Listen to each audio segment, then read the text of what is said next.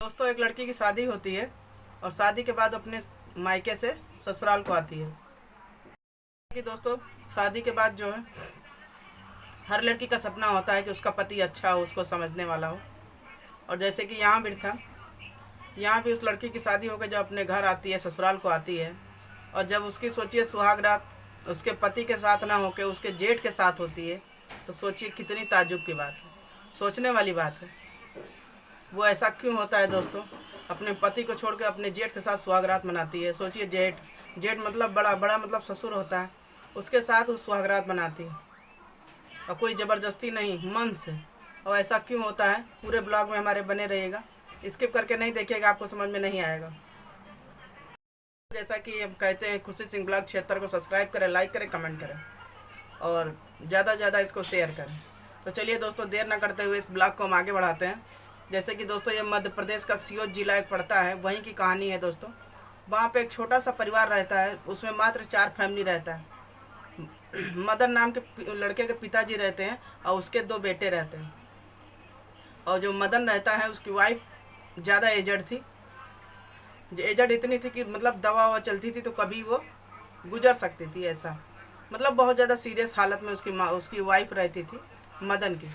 और यहाँ दोस्तों, मदन जो थे उनके 2 बेटे थे। उसमें एक का नाम था राहुल, जो छोटा बेटा था उसका नाम था राहुल, और जो बड़ा बेटा था उसका नाम था सूरज।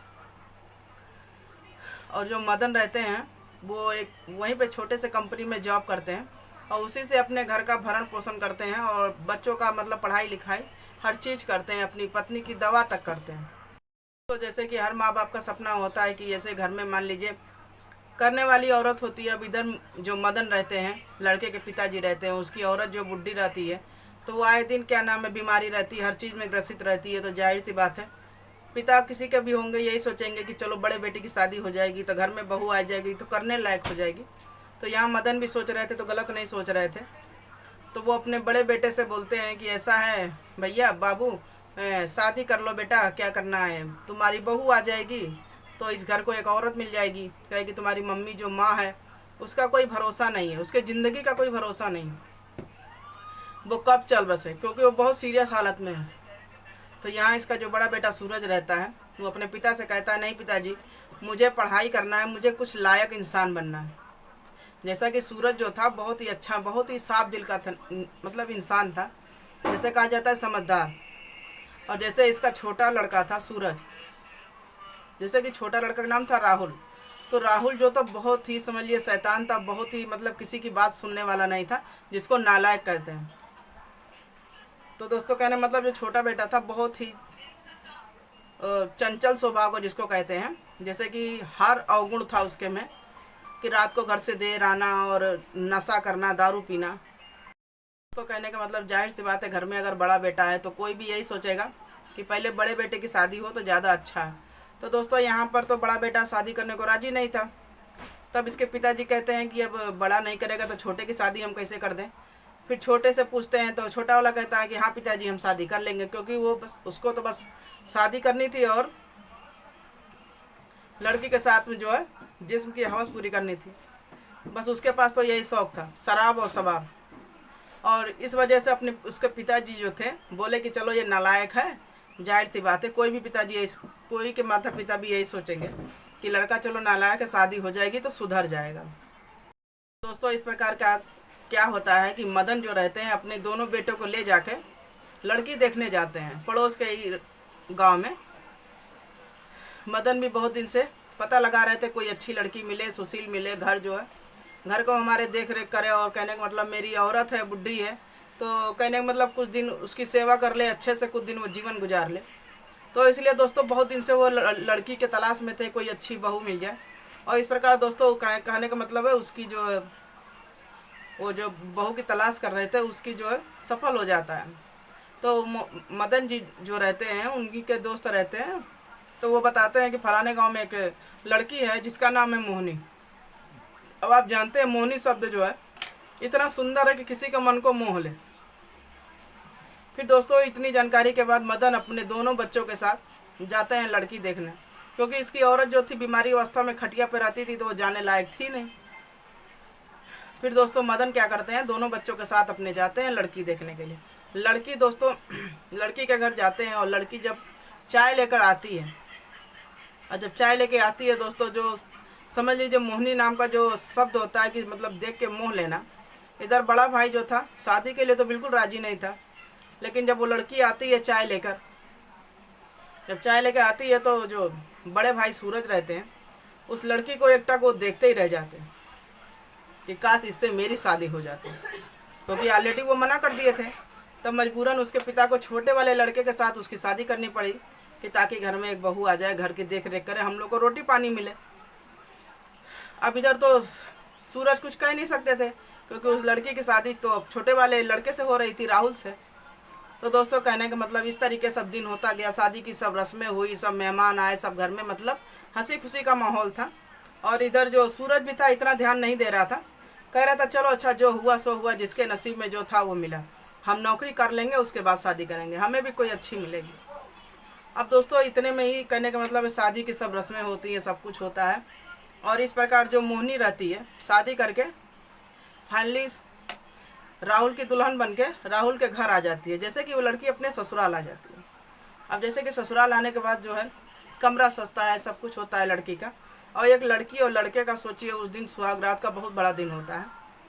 तो कहने का मतलब यहाँ भी दोनों की सुहागरात का शेष सजा था, सब कुछ सजा हुआ था।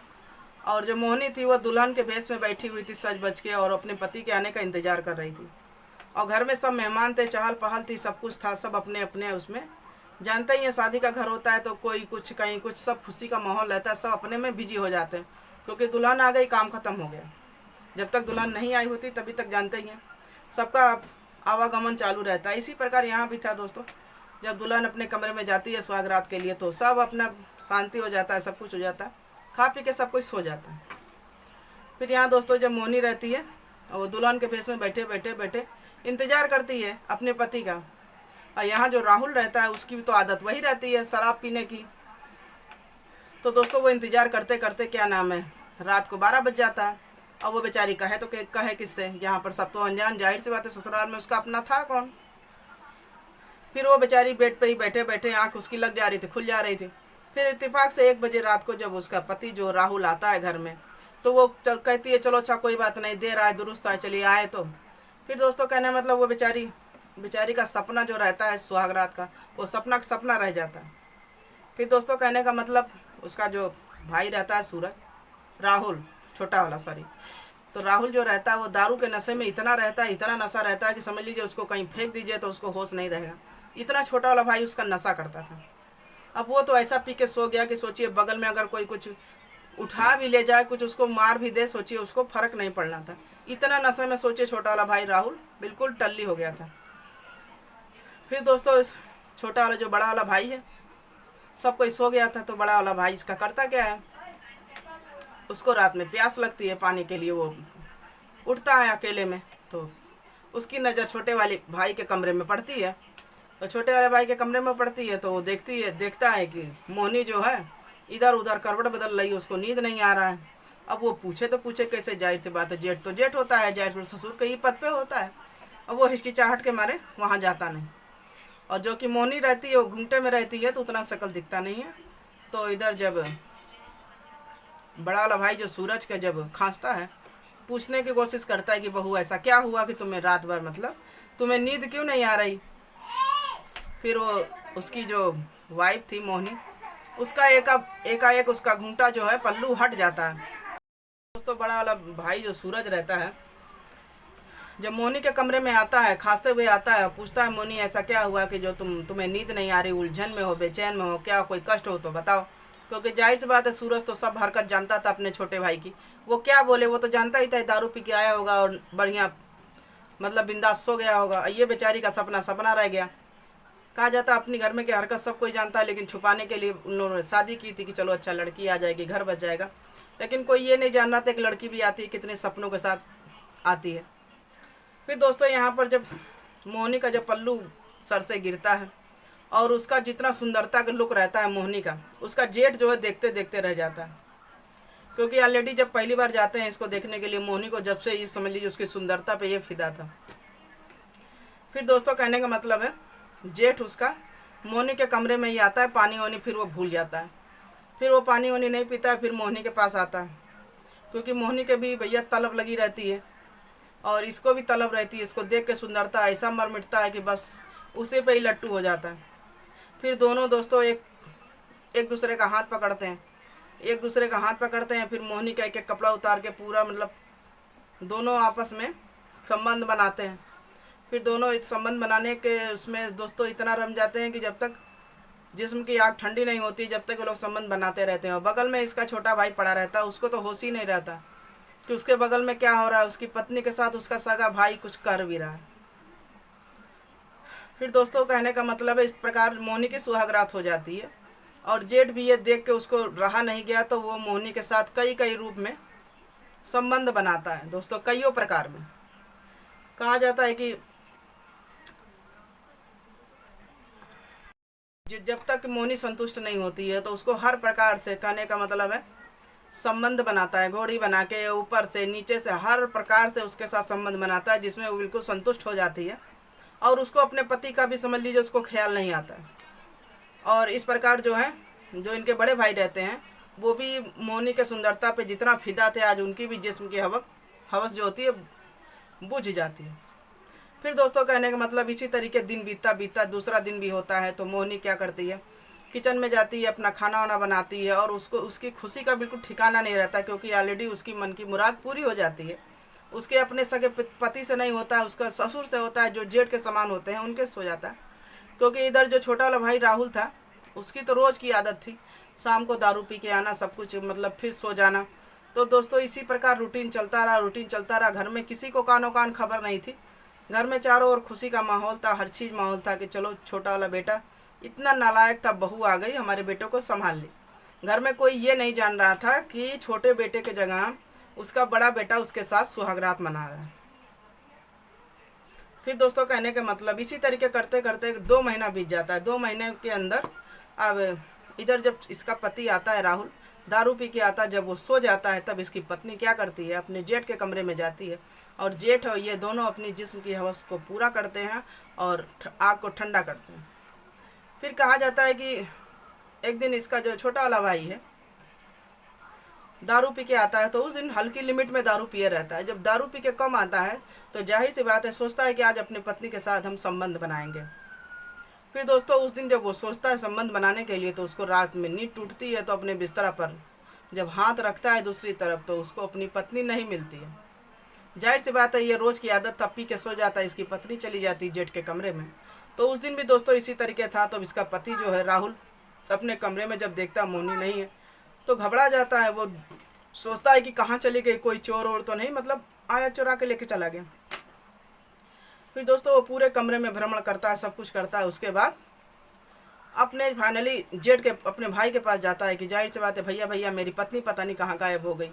अभी यही सोच के जा ही रहा था, उसके कमरे में अचानक खटखटाता है और खटखटाने के बाद दोस्तों जो सीन देखता है उसके पैरों तले जमीन खिसक जाती है।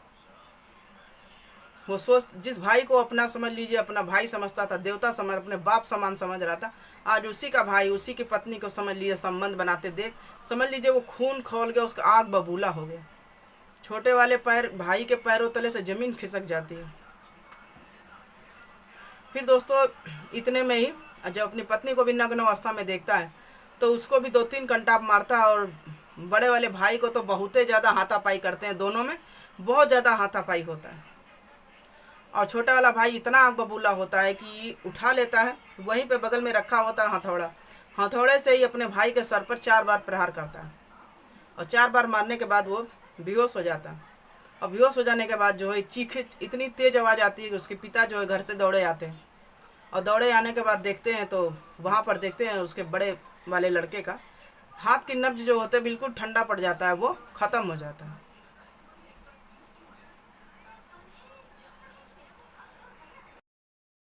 जब बड़े वाला भाई की हत्या हो जाती है तो जब उसके पिता आते हैं, मदन जो है जोर जोर से रोआ रोट की चिल्लाहट की आवाज़ होने लगती है। घर में पूरा मातम का माहौल छा जाता है। इस प्रकार गांव के सब लोग इकट्ठा हो जाते हैं कि आखिर इसके घर में हुआ क्या, आखिर इस घर में रोने की आवाज़ क्यों आ रही है। तब दोस्तों इस प्रकार सब गांव के लोग इकट्ठा हो जाते हैं और जब पता चलता है कि बड़े भाई की हत्या हो गई, छोटे भाई ने कर दी है, तब दोस्तों कहने का मतलब उसी क्षण उसके पिता ने होश संभालते हुए पुलिस को खबर करते हैं। और जब पुलिस आती है इन वक्त पर तो जब पुलिस आती है तो छोटे वाले भाई का जो बयान सुनती है तो पूरे गांव वाले शर्मसार हो जाते हैं कि छोटे वाले से भाई होकर बड़े वाला भाई जो सुहागरात मना रहा था, मतलब शर्म वाली बात थी। और कहीं नहीं कहीं इसके लिए दोषी इसका छोटा वाला भाई भी था और इसके माँ बाप भी थे। कि कहने मतलब जब लड़का नालायक है तो उसकी शादी कहने मतलब सोच समझ के करना चाहिए। कि माँ बाप सोचते हैं कि बस नालायक है, कोई लड़की आएगी तो घोर के डाल देगी, लड़का मेरा सही हो जाएगा। लेकिन दोस्तों ऐसा कुछ नहीं है, जो नालायक है वो नालायक ही रहेगा। कहने का मतलब किसी की लड़की की लाके जीवन नहीं बर्बाद करना चाहिए। तो दोस्तों कहने का मतलब ये है, जब पुलिस आती है तो छोटे वाले भाई का बयान लेती है। जो छोटा वाला भाई बोलता है कि हमारे घर में जो बहुत दिन से रंगलिया मनाई जा रही थी, रासलीला रचा जा रहा था मेरे पीछे, और क्योंकि मैं नशा करता था तो नशा करके मैं सो जाता था। मेरी पत्नी जो बड़े वाले भाई के साथ संबंध बनाती थी, तो कहीं हद तक आज हमारी नज़र इनके पड़ गई और मुझसे बर्दाश्त नहीं हुआ तो हम आनन फानन में मेरा हथौड़ा जो इनके सर पे चल गया और मेरे भाई की इस समय पर मौत हो गई। अब इतनी बात सुनने के बाद पुलिस क्या करेगी? पुलिस जाहिर सी बात है छोटे वाले भाई को तुरंत अरेस्ट करती है और जो इनकी वाइफ मोहनी रहती है उसको भी अरेस्ट करके दोनों को जेल में डाल देती है। तो दोस्तों कहने का मतलब ये छोटा सा ब्लॉग आप लोगों के साथ शेयर किए थे सतर्क रहने के लिए, जागरूक रहने के लिए, क्योंकि आजकल परिवार में कैसा क्या माहौल है, क्या हो रहा है, उससे आप लोग जागरूक रहें, सतर्क रहें। और दोस्तों कहने का मतलब है किसी भी लड़की के जीवन बर्बाद करने का हक किसी को नहीं है, क्योंकि अपने स्वार्थ के लिए किसी लड़की की बलि चढ़ाना, सोच लीजिए उसकी भी तो इच्छा होती है। यहाँ पर इच्छा हर चीज़ मर गई तो जेठ के साथ संबंध बनाना पड़ा। सोच लिए क्या ज़रूरत थी, शादी करके छोटे वाले के साथ आई थी। अगर वो सही रहता तो छोटे वाले के साथ ही उसकी ज़िंदगी वो हो गई होती, क्योंकि उसको तो ये आभास नहीं था ना वहाँ से कि वो अपने छोटे वाले के साथ आ रही है, बड़े वाले के साथ समझिए शारीरिक संबंध बनेंगे, शारीरिक ताल्लुकात होंगे। तो कहने का मतलब ज़िंदगी कहाँ से कहाँ लेके चली आई, सोचिए।